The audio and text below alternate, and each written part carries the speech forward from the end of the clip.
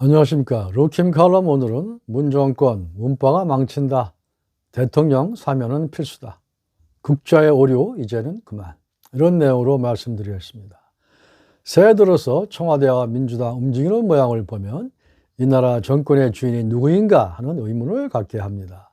국민이 최고 권력자로 선출한 대통령도 별 권한이 없는 것 같고 거대 야당의 당대표도 전혀 맥을 못 친 것 같습니다. 새해 첫날에 이낙연 민주당 대표가 구치소에 수감되어 있는 두 전직 대통령 사면을 건의한다는 뉴스가 전가를 세게 때렸는데 하루 이틀 만에 당내 매파 강경 세력과 친문 세력에 밀려서 국민 공감대와 당사자 반성이 중요하다면서 그런 궤변으로 고리를 팍 내리고 말았습니다. 고리를 내렸죠. 대부분의 정치 분석가들이 이낙연의 사면론은 100% 문재인 대통령과 조율됐을 것으로 봤는데, 그렇다면 대통령과 여당 대표의 정치적인 계획이 당내 강경파와 당회의 이른바 문파들에 의해서 여지없이 박살이 난 꼴입니다. 한때 대선 후보 선호도 1위를 했던 이낙연은 3위를 면치 못하는 수모를 당했고, 문 대통령과 청와대 또한 아닌 척은 하지만 속으로 심대한 타격을 입었을 것입니다. 사실 이명박 박근혜 전직 두 대통령의 수감은 현 정권의 큰 부담으로 남을 수밖에 없습니다. 지금 얼뜻 보면 사면이라는 것이 할 수도 없고 안 할 수도 없는 뜨거운 감자처럼 보이지만 더 깊이 들여다보면 사면 문제는 문 정권의 핵심 난제 중 하나입니다. 사면을 안 하고 내년에 정권이 교체될 경우에 그 흑폭풍은 문재인 퇴임 후 아마 감당하기 어려울 것입니다. 어쩌면 오히려 사면을 안 한다면 또 안 하는 이유로 내년에 정권이 교체될 수도 있습니다. 왜냐하면 말이죠, 정권을 만드는 것도 또 정권의 쫑을 찍는 것도 민심인데 민심의 흐름과 유권자 표심의 향방을 누가 알 수 있겠습니까? 지금 소리를 빽빽 지르고 있는 자들에게 이 정권이 기가 눌려서는 안 되는 거죠. 영어에 Only God knows라는 말이 있어요. 신만이 아신다. 누구도 모른다. 그 뜻이죠. 따라서 결론은 반드시 사면은 해야 하며 할 수밖에 없다는 것입니다.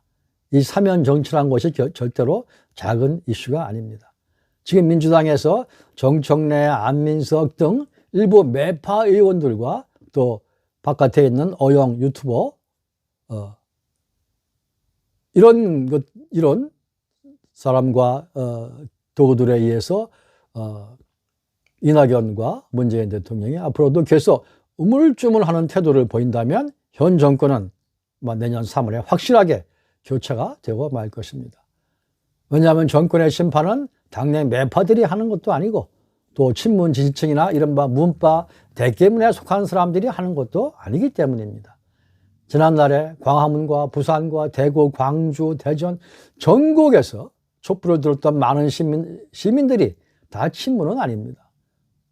또 문재인을 찍었던 유권자들이 아직도 현 정권을 지지하고 있는 것도 아닙니다. 정치가 생물이듯이 민심과 유권자 표심 또한 바람입니다. 바람은 조속으로 바뀔 수 있고 미풍이 돌풍으로 혹은 태풍으로 변할 수도 있습니다. 아마도 예상컨대 두 전직 대통령의 사면 이슈는 올 한 해 날카로운 양날을 가진 정치적 검이 될 것으로 보입니다. 양날의 검이란 건 그 칼이 밖으로 나가면 상대를 베고 반대로 안으로 날이 들어오면 나의 배를 찌르던가 내 가슴을 베는 겁니다. 양날의 검은 그래서 겁나는 거죠. 대통령 탄핵으로 들어선 이 정권이 두 대통령의 사면 문제로 교체되는 역사적 아이러니가 벌어지지 말라는 법도 없습니다. 그런데 여기서 중요한 점은 이번에 사면론에 반대하는 민주당 내 매파와 이른바 대깨문 강경파의 반대로 사면 정치가 굴욕을 겪었듯이 이 극성 문파의 소나기에서 앞으로 벗어나지 못한다면 문재인, 이낙연 이 두 사람이 정치적으로 키를 당하는 비극이 발생할 수도 있습니다. 최근에 진보 같지 않은 진보 진영의 움직임을 보면 민주주의 사회를 지탱하는 상식과 법치는 안중에도 없이 오로지 진영의 승리, 맹목적인 이념적 주장, 광적인 정권 유지의 탐욕 이런 것들이 너무나 극명하게 나타나고 있습니다. 그것은 일반적인 극우 세력의 행태보다 더 근본주의적이며 더 적대적 태도를 보이고 있어서 매우 우려스러울 뿐입니다. 지난 세기에 중국에서 모택동을 옹이하는 이른바 홍위병들의 극단적 권력투쟁이 떠오릅니다. 그것은 1966년부터 1976년 모택동이 사망할 때까지 진행됐던 극좌 사회주의 운동이었죠. 일명 문화 대혁명이라고도 불렸죠. 그런데 이것은 그 이전 1950년대 말에 모택동이 주도했던 대약진 운동에 의해서 중국의 농업 경제가 파탄나고 약 2천만 명의 선량한 국민이 굶어 죽는 대참사를 빚고 그것으로 자신의 권력 기반이 와해되자 모택동이 이를 만회하기 위해서 친모택동 호위병 세력을 동원해서 벌인 권력투쟁이었죠. 권력 계급투쟁을 대중화했던 겁니다.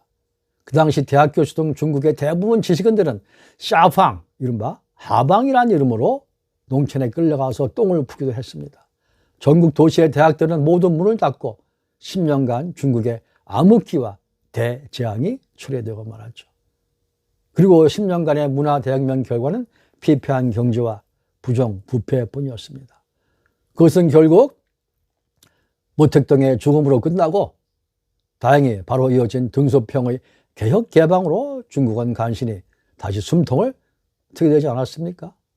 1981년 중국 공산당도 그 당시에 그런 오류들을 극좌적 오류라고 평가하고 또 모택동의 과오였다고 규정을 한 바가 있습니다.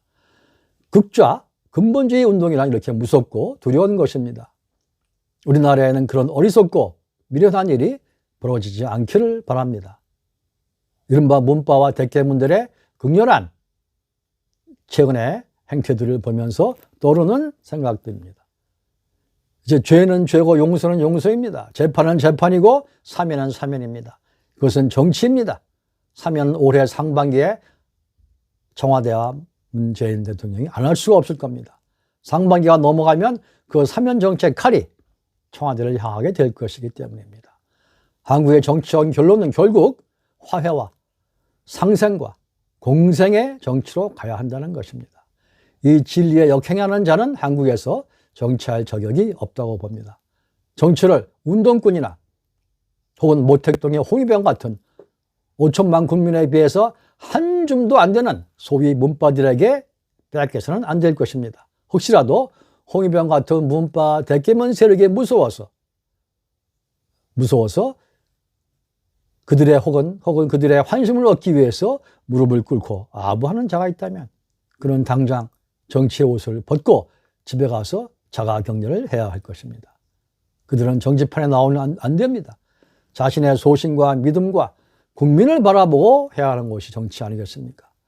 진보의 탈을 쓴 엉터리 정권과 이른바 문바의 야만적인 목소리가 앞으로 한국 정치를 좌우해서는 절대로 안 될 것입니다. 루킴 칼럼입니다. 고맙습니다.